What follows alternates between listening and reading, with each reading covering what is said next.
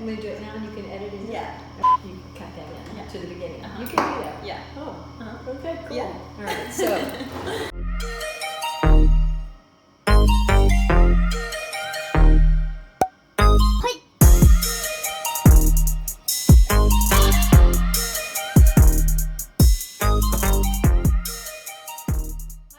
Debbie Van Pelt. I am the head sommelier here at Belle Meade Winery, and I have been here for many years.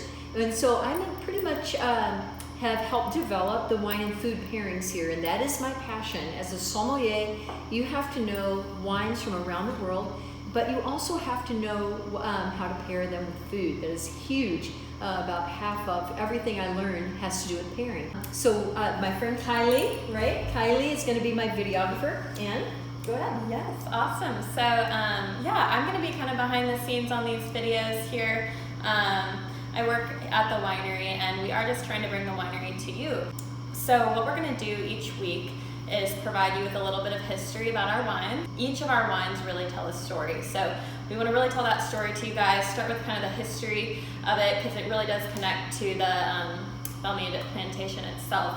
So 1 week we're going to do one wine and the history of it, and then we're gonna go the next week, same wine, but we're gonna do the fun stuff, so like the tasting, and then what food it pairs with. So we're gonna get to drink.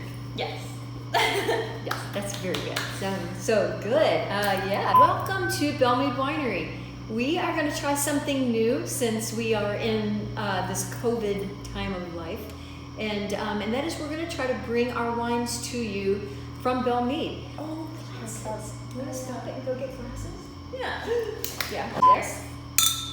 I can drink. Okay. So y'all, we're gonna start with John Harding here on the label.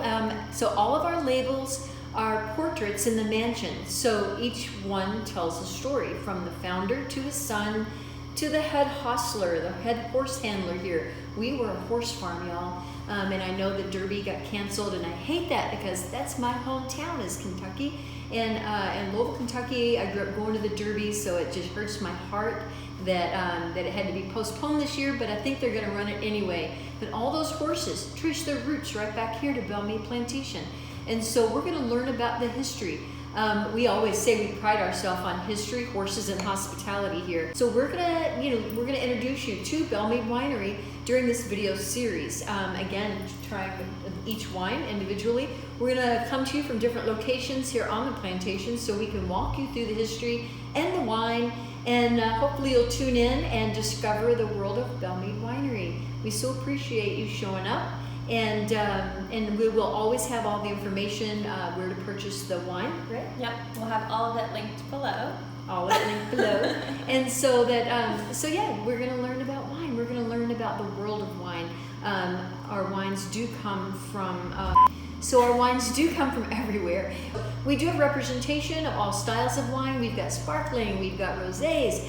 But we are going to, every week, walk you through, and as Kylie said, once we give you the history, sort of tell you the story behind it, take you on a little tour of the plantation every week, then we are going to pair those wines with amazing food from our meat and three, or sometimes just the cheeses that we have on hand here available for purchase.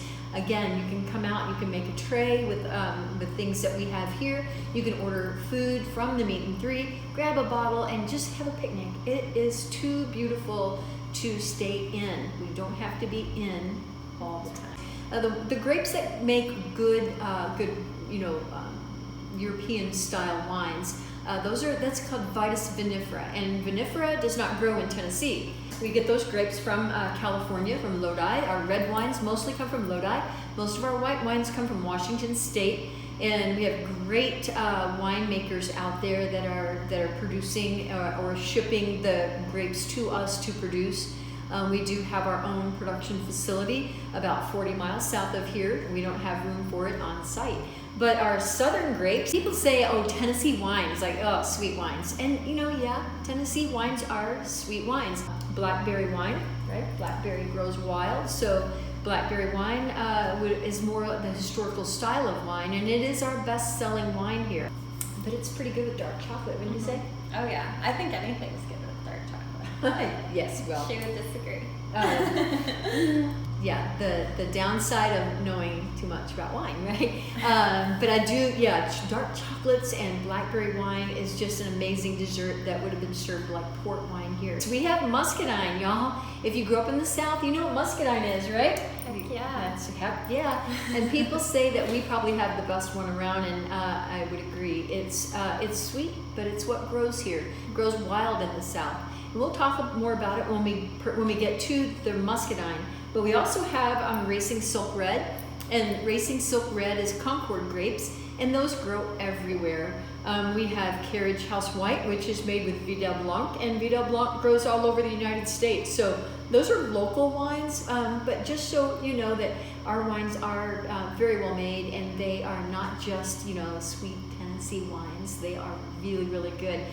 This family was well off, so they were able to import wines from Europe, and so all the wines here sort of represent wines from the era. Good. Hopefully this will even inspire you to watch these videos and come out here and try these pairings yourself and kind of just get to know this historic site. So we're really happy to have you. Cool. Well, you ready to get started? Yes. I think we should get started. So, All right. Yeah. All right. Cheers, y'all.